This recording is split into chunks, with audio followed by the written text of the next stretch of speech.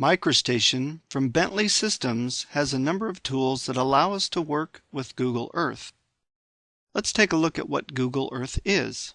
Google Earth lets you fly anywhere on Earth to view satellite imagery, maps, terrain, 3D buildings, galaxies, and so on. Google Earth is free, but there is an advanced version that allows organizations to use collaboration tools. What does Bentley have to do with Google Earth? Bentley includes tools and MicroStation-based products for bringing data from Google Earth into MicroStation and tools for exporting MicroStation models out to Google Earth.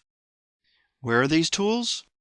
In MicroStation, under the Tools menu, the Google Earth tools can be found under Geographic if you are in V8i, or under Google Tools if you are in V8XM. Also, the File Export menu includes export of Google Earth, SketchUp, and Collada files.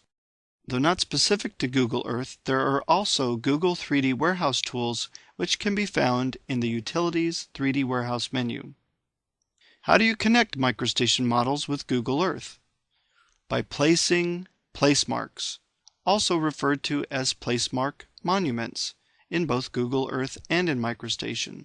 If the placemarks are placed correctly within Google Earth and within MicroStation, the rest of the connection between the two applications is easy. A placemark consists of other information, but the primary component is the longitude, latitude, and altitude contained in the KML data within the Look At tag. Placemarks are the key. You'll have a placemark in your Google Earth file, and you'll have a placemark in your MicroStation file. By connecting those two, you can move data back and forth. How is the information passed between MicroStation and Google Earth? Through what's called a KML file or a KMZ file. These files contain the information that is passed between Google Earth to MicroStation and from MicroStation to Google Earth. They carry information that allows Google Earth to know where models from MicroStation are to be placed in Google Earth, and within MicroStation allows the placement of Google Earth imagery. So what is a KML or a KMZ file? A KMZ file is actually just a zip file. You can rename the file to zip and unzip it if you wanted to see the contents. A KMZ file contains, at a minimum, a file called doc.kml. A KML file is actually just an XML file formatted with tags specifically for transferring information. So you will see the longitude, latitude, altitude information for the placemark monument that has been placed. And that's the way you connect the two together, both Google Earth and MicroStation. So how do I use the MicroStation tools? Well, it depends on what you're trying to accomplish. Example tasks that we'll look at are placing a 3D model designed to scale into Google Earth, or bringing Google Earth imagery into MicroStation. To place a model into Google Earth, we first need to launch the two applications. So here we have launched MicroStation and opened the Import-Export DGN sample file. Then we've selected the Google Earth model within that file. We also must launch Google Earth. So here we have the Earth, and we're going to go specifically to Bentley Systems.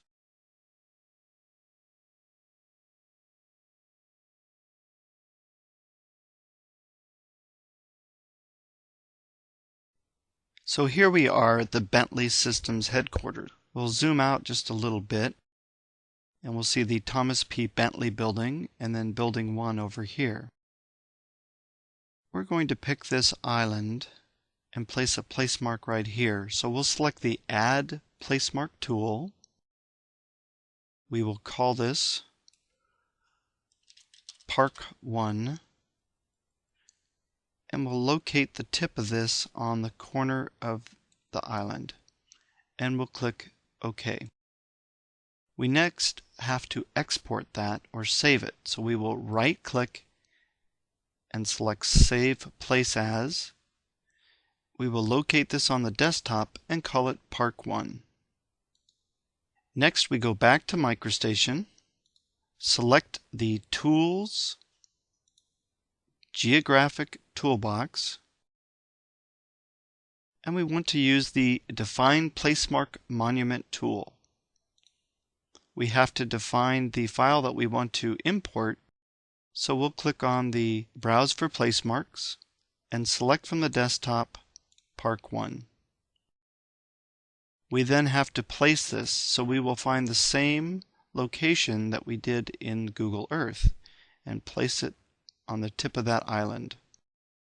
Next, we export this back to Google Earth. So export Google Earth file, and we'll just leave this as import export.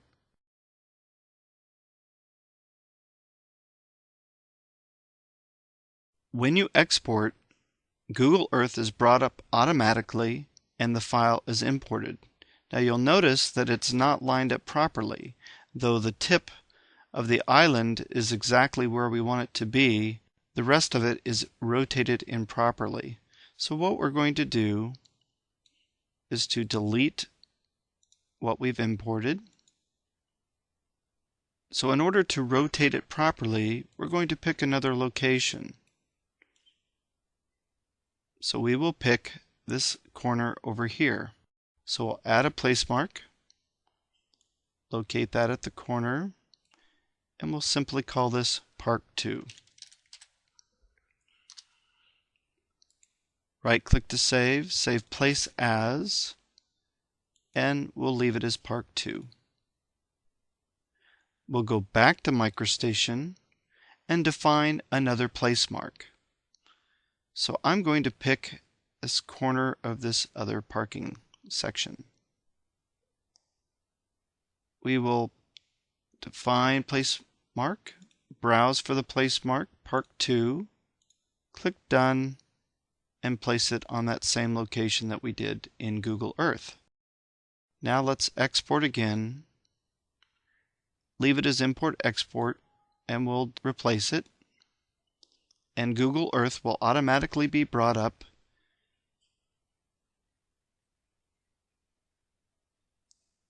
and rotated to its location.